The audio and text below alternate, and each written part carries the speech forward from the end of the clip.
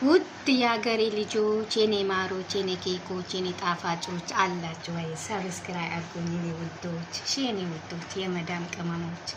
ይህም ጥሩ ነገር እንዳላቀርብ ደግሞ የመዳም ማር ቤት ነው ያለሁት። ምንም አይመችም፣ ጥሩ ለማቅረብ አይመችንም። ሀገራችን ስንገባ ጥሩ እናቀርባለን። የኔ ማሮች አጨክኑ፣ ሰብስክራይብ አድርጉኝ የኔ ማሮች። እንዳለፈው ስልኬ እንዳይበላሽብኝ ውሃ ውስጥ ገብቶብኝ ነው።